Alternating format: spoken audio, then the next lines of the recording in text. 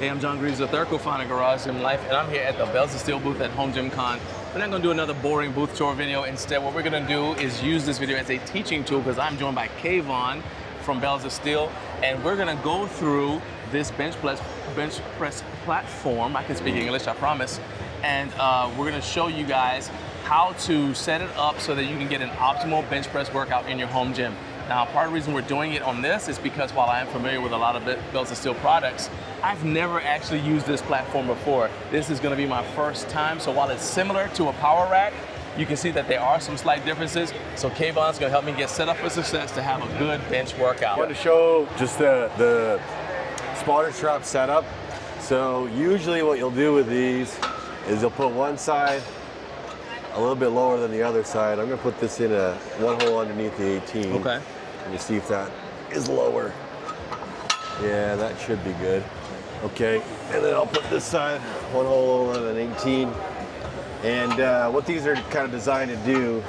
And they're gonna funnel the bar away from your face, right? That's right, yeah. And then, but still allow you to like bench safely with like a full range of motion. And you know, so you come in and let's say you're benching here, but then you're gonna fail. You can fail back, and then it can kind of roll forward. Gotcha. And the reason why you fail back is because you see here it's actually kind of crushing my chest. Yeah. And that's because you still get that full range of motion if you just have this side set up a little bit higher. Nice. And you can go backwards. Okay. And it's a little bit safer and get that full ROM. Beautiful. Okay. Okay. All right, let's give it a shot then. All right. And then yeah, this is like our Hydra 16-inch uprights. Okay. So it's basically just rack uprights. We use these. You can use them for storage. You can use them for bench. You could squat off here, a little low, and yeah, it's just modular. But you could set this up with like 72 uprights, 80, like you do like a full 84-inch rack. You could set it up as the back of your 6-post. Right. Whatever you want. Okay. So that's kind of like, yeah, the idea behind the converter bench and whatever. Yeah, get like. And you can decide how much space you want, like how many inches you want between it, or is this how it comes standard? For the converter, so if you're the converter bench, has to be this depth. I think this is a. It's 24. 24. I was back with my measurement. 24. But if you wanted to like have just this like bench setup and not have a converter bench, not have this front piece, I don't know if I'd recommend that, but you could just like roll your bench in there technically. Okay, so you could, but don't. All right, good enough. Yeah. All right. And then it's like spec, it's like IPF height spec if you do compete with all that. That's not IPF certified, but yeah. All right, so let me go ahead and get set up. So first thing is I'm gonna set up. And when I compete in powerlifting, I compete in powerlifting. And so the first thing for me, whenever I test out a bench, is always going to be I check the grip. And I've seen a lot of benches today and yesterday. They had different grips. And for me, I say, okay, well, if I apply leg drive, am I going to go back that way? Am I going to yeet backwards, which would be bad? So that's the first thing I do. And the way I set up, everybody does their setup differently. I just like to put my feet where I want them, grab the bar, yank myself back, and then place myself with my shoulder blades down. So I just go ahead and do that now. We'll test out the grip here before I do anything. Oh, that feels good. And you guys see that you can see right here, I'm applying leg drive. I'm kind of pushing myself and seeing if I move. So that feels good. I like that, all right? So I'm rock solid. So that's how I like to test the grip on a bench. So that does make a bench more difficult to clean, but I'd rather spend the extra time cleaning than extra time in the dentist's office. All right, so now go ahead and I'll unrack.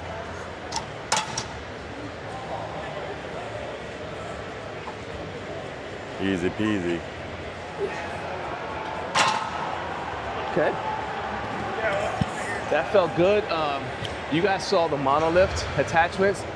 I am beyond, I don't know if fan is strong enough a word for how I feel about those, because a good spotter or handoff person, see if this microphone's working, a good handoff person is going to not hand the bar off above your face. Because if something goes wrong, the bar slips out of your hands, anything happens, well, you're gonna land on your teeth, right? And so a good handoff person is going to let go of the bar when it's over your chest. I love these And that's why I jumped on them as soon as I found out you guys had them, because it simulates that by putting it over the point of my chest where I'm at my strongest point and safest. So I really like that. From your perspective, when I was doing that, I know I didn't test the fallback, but did that look right? You want me to test the fallback to see? Yeah, Okay, I think so. Sorry, yeah, it looked right. It looked right. All right. So. Yeah, and also like, we put the monos on for this, but it's all whatever you want. You put monos, J-cups, spotter arms, pin pipe safeties, whatever you like. And then we also have the Manticore version too with the 1-inch holes. Perfect. Yeah, but yeah, look good. Your shoulders, it must be warmed up. I felt pretty stiff doing that. So let me do it again, and this time I'll do the fail to see, to make sure these safety straps are the right height. I think it'll be about the same as me. Your chest is probably a bit bigger or smaller. I work out. Yeah.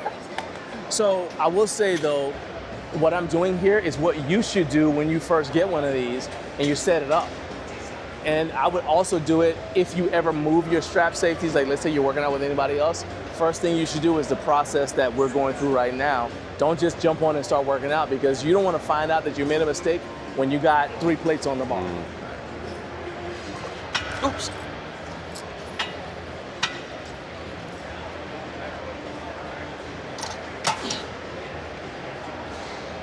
Yeah, there you go.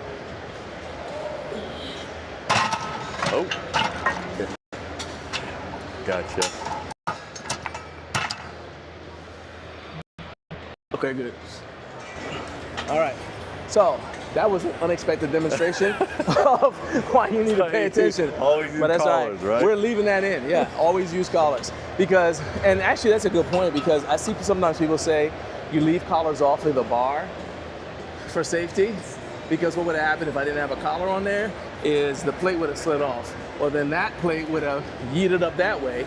So I would have gone like that, and then like that, and I might have gotten hurt. But you know what? Like those monos, it is like a bit tight on a 24. Yeah. So you got to be like extra, careful, right? Because you don't have much clearance. Like you see with the J-cups, your re-rack room is like an extra 6 inches. Right. But with the monos, it's tighter.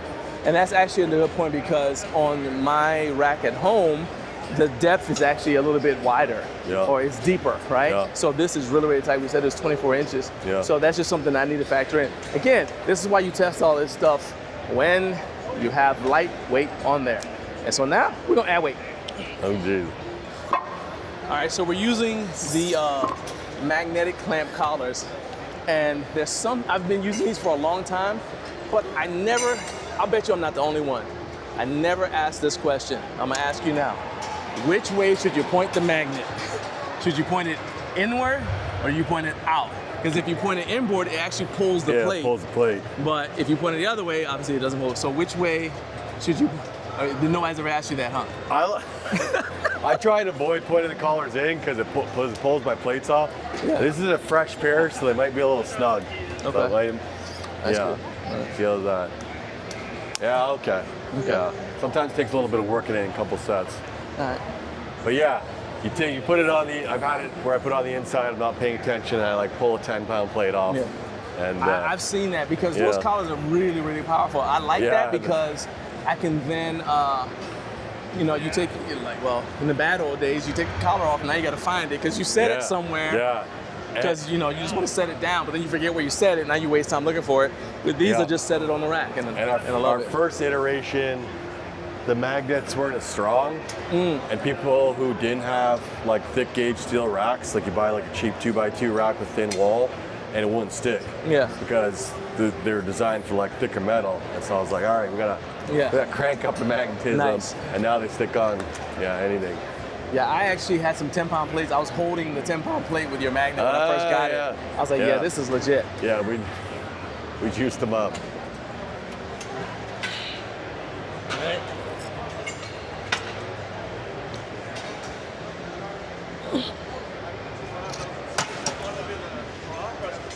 There you go. Nice. So with the monolift attachments, you want to make sure you go all the way back. All right, and that's what I didn't do there. Is on the last set, I didn't go all the way back. Full extension, go all the way back. It'll catch it just like some good spotters would. Let's go 225. So I see you put your plates facing inside. Yeah. Is that? So when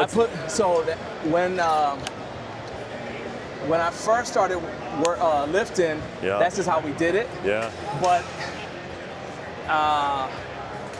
I've also done it where like I put the first set of plates facing inboard and then the rest of them facing out like you would at a powerlifting meet. Oh.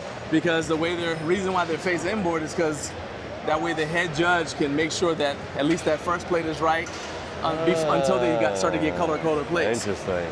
Oh yeah. Yeah. Because he's sitting there, he can look right there and say, okay, that's good, and then all the rest are the same size. Okay, so cool. Some ancient history. Hey, look, man. I'm not even an 80s baby. I was born in the 70s. I just do Now, I it. wasn't powerlifting back then, but yeah. I had a high school substitute teacher, and he just said, hey, it's a bad luck if you face them the other way. Oh, whatever. Superstitious. Don't believe that. Don't believe that. Superstitious. Tell me about this bench surface, because I was just telling you saying that this is nice and grippy. Yeah. It's just like this. Got a lot of like vinyl material samples and try and get like a grippier one for everything that we do with the bench. But then it's tricky because you want grippier ones here, but then you want less grippy ones like on your leg extension, so it's not tearing your leg hair out. Yeah. And then you got like same on this one, you want like less grippy too, same thing like leg hair. And so keeping that QC is tricky too, because they're doing the upholstery for like 6 different machines, in a purchase order. And it's like, okay, one's grippy, one's not grippy, and yeah. So the biggest conflict I've seen, I kind of mentioned it earlier, is that when you have a bench that is too grippy, is people say it's more difficult to clean. Because a grippy bench catches like everything, especially if you like chalk your back or whatever, it's going to catch everything, then it's hard to get it out of there. Have you had anybody make any complaints like that, or is it just like okay? I'm just like, maybe it's just we're all home gyms and we don't actually clean our stuff. That could be true. I didn't really do it at the commercial gyms either. I was one of those guys. Okay. One of the things you guys can see, Kaevon mentioned the bench height is IPF spec, so it's 17 inches. It's got to be at least 17 inches. Yeah. So, do you remember what the height is on this one? No. I was thinking that today. I should have brought a tape measure, but we did like a ludicrous amount of calculations and modifications. So these are special cross members on it that keep it in the spec height, whether it's on the Hydra or the Manticore or some of our different height uprights have different hole patterns. Yeah. And so it's like a real, there's a lot of math. That's not my strong suit. To like make sure that we had cross members that fit it at IPF height at every time.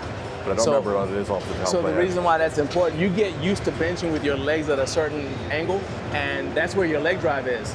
And if you have a bench that's a little bit too tall, then when you go to a competition, the bench is too short, and now you don't get the leg drive. Now you got to figure out what you're going to do with your feet. It just throws off your entire setup. Pretty good. So we're using a Barenaked powerlifting bar here, and I've been a fan of that bar since 2023. Talk about what went into designing this bar. It is IPF spec. Like what went into designing the bar, and kind of like, this is also, I think, version 2 of it, because I got version 1. This one, the knurling is, I won't say it's more aggressive, but I can definitely feel it a little bit more. There's more of the, good knurling activates your nervous system, all right? But talk a little bit about this bar and what went into everything. I think this one's like a classic. I think it came out in 2015 or something. Okay. And bars are such like a commodity product, bars and plates and whatever, and it's hard to really try to differentiate yourself. And so what I wanted to do with the power bar was I wanted to just like make it a little bit different. And so we did these thin blocks here, and so you can load more plates with those thin blocks, and it also brings the center mass in closer, so it's like less whippy. And I think there's a few other brands that do that, but it's not very common.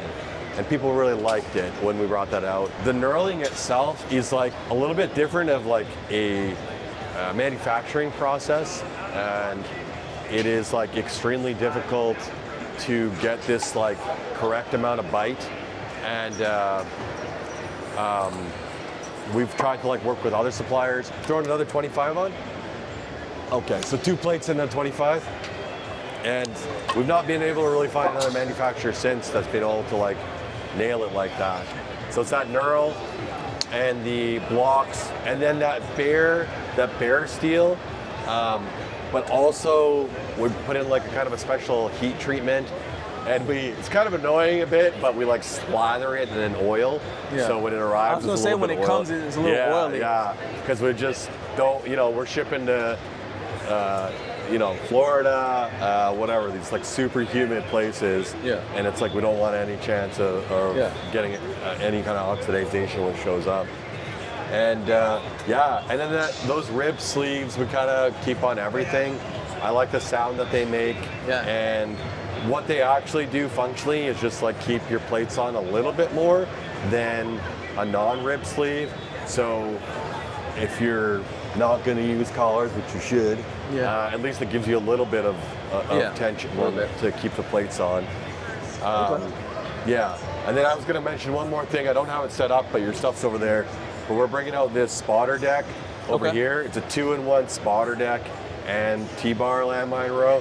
Because while you were benching, I was like, because you can see, like, if I'm spotting you here, like, there's not like a ton of leverage. Yeah. And so you get up on that spotter deck, it just bolts in with a couple of mag pins to keep stable. And that'll be an add-on for this specific. That's right. And as well as, I think it'll probably sell more as a T-bar belt squat option, but yeah, it bolts in. It actually works on any bench. Okay. You just roll your bench in and just put a back pin in, and so one thing that I haven't had to do because of the way that this bench is designed, and so I want to talk about this drop-in platform, is normally when I'm at home benching, I have to adjust the bench all the time. Basically, once I get past like my second or third set, I have to start adjusting the bench to make sure it's still centered.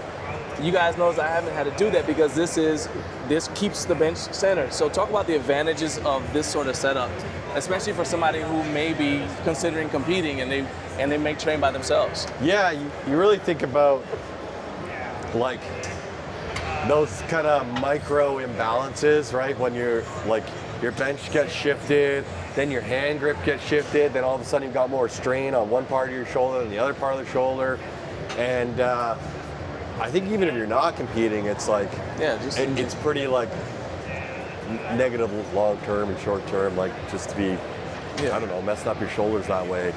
So just having that nice and rock solid in one place, and then we do like if you do just have like a regular rack too, we do just sell the cross members by themselves. So you can put that cross member on the back of your rack and drop it into your rack too, and you just pop the front foot on over there, and then you can wheel it in and out too. So that's nice. Nice, like not only centered, but like that's another annoying thing. You like go down, like I was doing it yesterday in here. I'm like going to go and do a bench, and I get into my place, and I'm like this because I haven't shifted the bench far enough back up, and I've been lifting for 30 years. And I still don't have the. It just happens. And especially because you think about it, like you don't put the weight up 100% even. One hand always goes back before the other one does.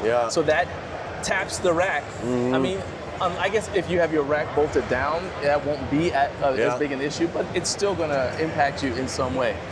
So. Yeah, exactly. So yeah. All right, I really like that. So you said this works with any rack, this setup right here? So you could use it on an actual full Hydra rack? Yeah. You just got to get the Manicore as well? Yeah. Okay. You got to get the converter cross member and the bench, and you can see the 2 feet there, and you take that back T foot off, and then you just drop it in and throw a couple mag pins in there, and away you go. So it's pretty slick. So it's funny, so you were saying that because I'm thinking like, okay, well, what if I have only one rack and I use it for benching and squatting and everything else? It's like, would you recommend something like maybe I leave that part on all the time, but I just take that off whenever I'm not benching? Or would you say you need to figure out a way to keep that on all the time? No, the bench comes in and out super easy.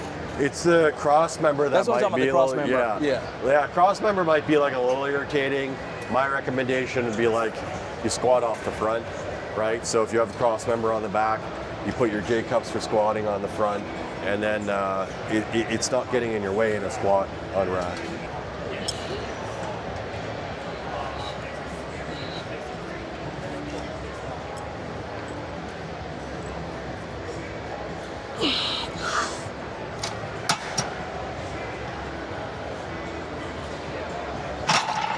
Easy peasy.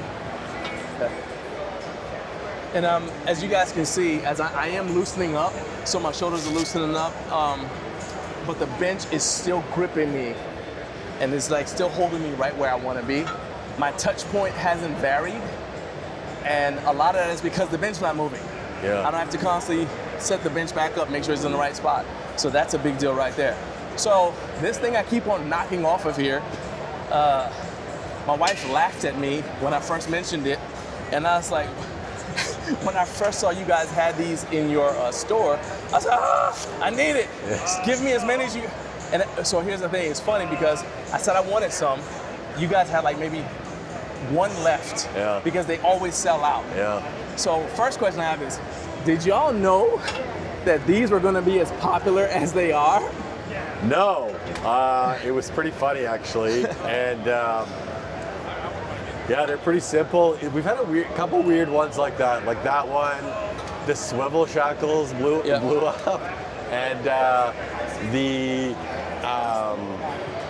junction boxes, those have been blowing up. So yeah, people like their little hacks. You know, they like their little hacks and little storage things, little cheap accessories that are just like a little quality of life improvement. But yeah, they don't have, some of the ones out there, they have like a double hook system or they have like a little bit more thorough. Ours is just like this tiny little hook. And so it's good because you can put it on essentially anything, but it's bad because like you saw, it's like not as sturdy, right, as if something had a pin, but yeah, still handy for like storage and whatever. I mean, I'm a big fan of it. Let's throw a 10 on. Throw a 10 on? Sure. What are you benching nowadays? I hit a PR with the Barenaked powerlifting bar. I hit 365. And they just magnetize on there to keep it from popping out. They also have you put a cotter pin or winch pin in there too to keep it from going all the way out. If you use the pin. And then on the J cups, they come with a similar pin, but these aren't magnetic. They do have a little detent, but it doesn't keep them from falling out. And what I found is on Amazon. 365. Yeah, holy. I don't know if we're gonna do that today, but when I got the video, I'll send it to you. That's a lot of weight. That was the most I ever did in my life when I was 21. Oh, wow. And I was 70 pounds heavier. Oh, wow. So at age, you know, what are you, 70 now? 70? I'll be 53 on Tuesday. That's a big, oh, great. Happy birthday. That's a big bench for 53. Huh? It ain't the stopping point. I can't, like, years of rugby and benching, like I can't really, I don't bench with the straight bar anymore. Only the arch nemesis. Can't do, I can do the straight, but it's pretty uncomfortable. So that's great. What's your secret? Honestly, I do mobility work. Because I mean, I've had injuries and I've been injured at meets, and I just finally I said, you know what, I'm gonna stop saying mobility work is boring. I'm gonna stop saying I don't have time for it. I'm just gonna go ahead and do it because I want to be able to lift for a long time, and there are certain exercises that I enjoy doing. I want to make sure I can keep doing those exercises for as long as I feel like doing them. You know, so yeah. Is there a particular like YouTube channel or book you follow for your mobility training? So I've got, oh yeah, you already got it. So I've got some mobility coaches, so shout out to Flow Motion Fitness, UK. And they program, the cool thing about getting a mobility coach is just like getting a diet coach. It's not that you don't know what to do sometimes. Sometimes you just need somebody to tell you to do it. Because if you program for yourself, you're gonna program all the stuff that you enjoy doing.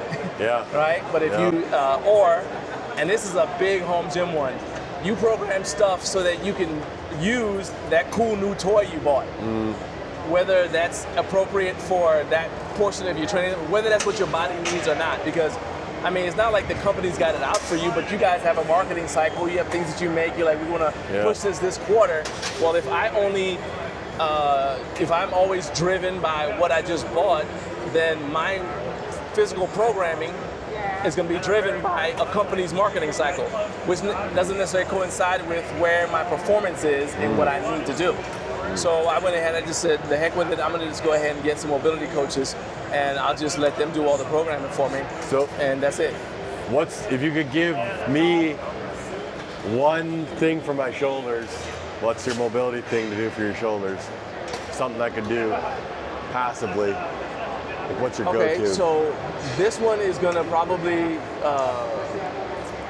most people wouldn't say it, but it's literally the pullover. Either dumbbell or barbell pullover, yes. Oh, really?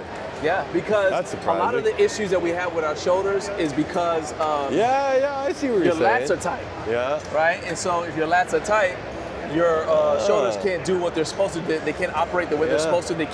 You don't get the external and internal external and internal rotation. You don't have that. I mean, like so when I went to them, I was like this. Yeah. Right? So you guys here? Yeah. This is the range of motion I have, right? I haven't done really any mobility work except doing some stretches right here to get ready to bench, and I'm like this. Yeah. Right? And a lot of it is, some of it is upper back strength. Yeah. But a lot of it is also just your lats are super, super tight. Yeah. And when do you do a pullover any other time? You know what I mean? Yeah. That and hanging. Yeah. Literally just hanging. Hanging, yeah. Just do a dead hang. Okay. Because you hang up there as long as you can, use straps if you have to. Yeah. That forces your lats to relax. Okay. Yeah. All right, let's do a single.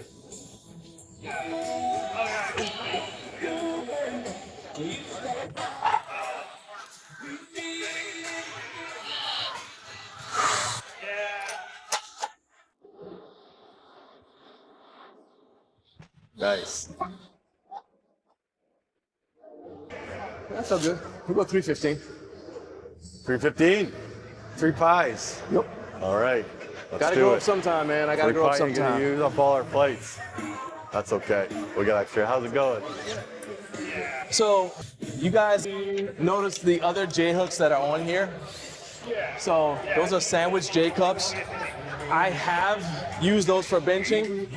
I don't recommend it because what I don't like is you get your good tight bench set up and then get your good tight set up and you're in this position and then you have to go up and over the lip of the J cup. So it's like you just wasted all that setup time, right? So I don't like sandwich J cups for bench pressing unless you have somebody to hand off to you who will help you clear that lip. That's why I like the Monolift attachments. But what I do like, and we're not talking about squatting necessarily today, but what I do like sandwich J cups for, I feel like they're superior for, is squatting. Now, the only thing that I think is better than a sandwich J cup for squatting is a roller J cup, and I'll tell you about it in a second. So, Kaevon, I'll go ahead and I'll grab that other plate, or did you already get them? You got 1, 2, 3? I'll get that other one. Yeah. So, talk about you guys, your sandwich J cups and your roller J cups, because I was saying that while I personally don't like sandwich J cups for benching, because then you lose your setup to get up over that lip unless you have a handoff person. Yeah. I love them for squatting because if you rack the bar, there's less chance of it bouncing back and coming back to you. And then I love the roller J cup because it's easier to recenter if you need to. So talk about those for a little bit while I get the weight. Yeah. The sandwich ones, they just have that UHMW, like it's a big chunk of UHMW with the steel hook like bolted into the side and so on. And how are you? Good. I'll come mug you in a bit. Like John said that you don't get that bounce. Is that what you're saying? You don't hit the rack? I like it so that if I rack the weight here, you got a little bit of. Yeah. I mean, it's not a lot, but it's a little bit to stop it from coming back out. Yeah. You know, if you rack it, or like, you know, sometimes like you might trip. Yeah. Or stumble as you're racking it. Yeah, I just like this because a little bit of added security. Yeah. It may just be psychological, but that's why I like it. Yeah, and people just like that full coverage. People are very particular about protecting their bars. Yeah. And then the roller J-cup, easily move it center that bar after you re-rack it, which is pretty common annoyance. And I'm gonna put my claim to fame that I was the first one to bring him to market, and me and Baseman Brandon were the first one to develop him. Nice. It was kind of random. He was doing it at the same time. He was just doing it for himself personally, and I just happened to be working on it at the same time. Yeah. And now they're like, I mean, I love these things. When as soon as I saw them, and then also you have the rollers. You may be. I don't know if you're the only ones that have the rollers on the Monolift attachment. Oh yeah, that was. But I know that was a game changer for me because if you can see right here, most of every other Monolift attachment I've ever used doesn't have the roller. So if you have to recenter the bar, it actually pulls the entire Monolift attachment this way and that way. I've actually had some warp a little bit just from having to recenter, you know, the weight gets heavy or whatever. And so I like this because it just makes life I like things that make life easy. There's no reason to make life more difficult than it has to be. And I love that. Quality of life upgrade. It's so much easier. And also, the tricky part of these is we first started with just one roller, but when you got a heavy weight, it would wedge itself down and you couldn't roll it anymore. So we had to put the roller here too, so the double roller. So it was a lot of work for a little project, but I like them. I mean, I think it's 100% worth it. Let me ask you this though. So this is, these are your Hydra Monolift attachments. Yeah. Are you ever going to make them for the Manicore? Yeah, we should have just done it for the Manicore in the first place. Yeah. Everybody keeps asking. I mean, it does make things different because the spacing between a 1-inch versus a 5/8 is different. Yeah, totally. Yeah, but they're not selling too well. Yeah. So I think we will. Maybe that'll juice up sales a bit. But yeah, they haven't been selling so hot. So I don't know. We'll see. We'll see. And I mean, I think some of it is too, I think, and that's part of the reason why we wanted to do this video, is people don't understand like what these can do for you and why they matter. It doesn't matter if you don't. So I've heard this, well, I don't bench a whole lot. Like the amount of weight I can do isn't that much, so it doesn't matter. I'm like, to me, that makes it even more important because now you're not wasting energy just unracking the bar. Yeah. Use your energy to work out, not your energy to set up to work out. You know, and I just think about it. That's not the point. All right. So I'm a huge fan of this. If you train alone, to me, your safety. Well, I mean, if your safety is not important to you, fine. But I would think that most people, safety is important to them. If you train alone, and this is even more critical because you've got kids at home as well. Imagine a scenario where you're working out, you get injured, and your little kids are the only ones there at the house. Yeah. So your 5-year-old's got to call 911, or worse, just sit there wondering what's wrong with daddy or mommy because you didn't think that you needed something that could keep you safe. And I personally have never been the way. I never thought that way.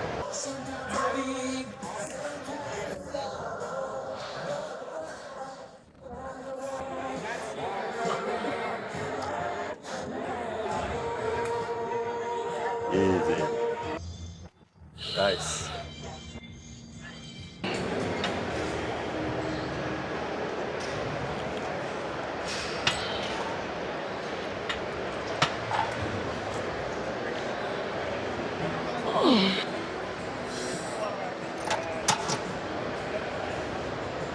Yep. Easy. No problem. Scaring Kaevon. He's like, what? I can see your face a little bit when I'm going. You're like, it's a lot of weight. I need my spotter deck. You're mentally calling medic. Yeah. I feel like I need my spotter deck, or I'm not going to be able to get the leverage to lift it off. Go ahead, no, it's okay. I scared Kaevon. I scared him. How's it going? Let me get you good. Here. It's like. Yeah. Go help. You help yourself. I can't believe how busy it is. Hey, I mean, this is the place to be.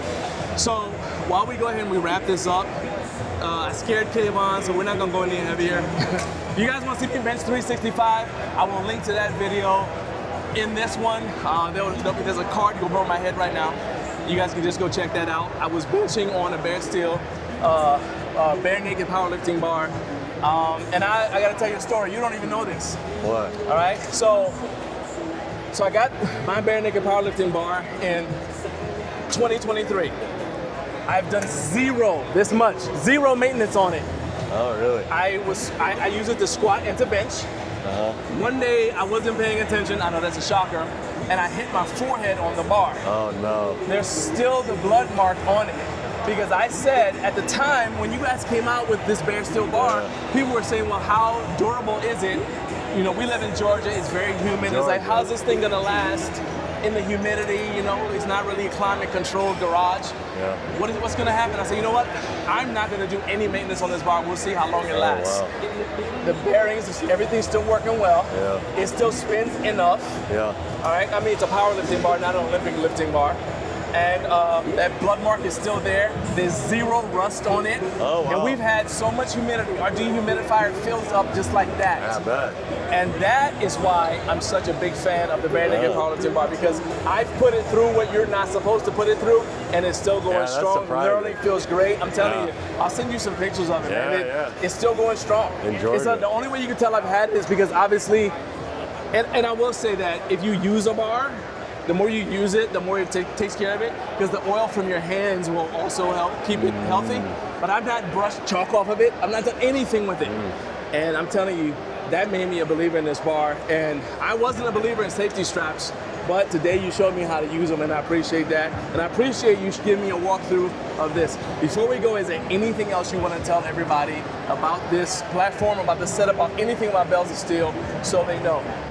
Nothing to say. I think one thing I always like to point out in the end of my videos is that we've been going for officially 16 years now, since 2010, unofficially 17 or 18 years. And so that's like a big piece of mind I try to pass on to customers. It's like, we've been here for 17 years, we're gonna be here for another 17 more. We'll be there to like support on the warranty for your bar and your rack and whatever you need. And yeah, it's been a big differentiator for us.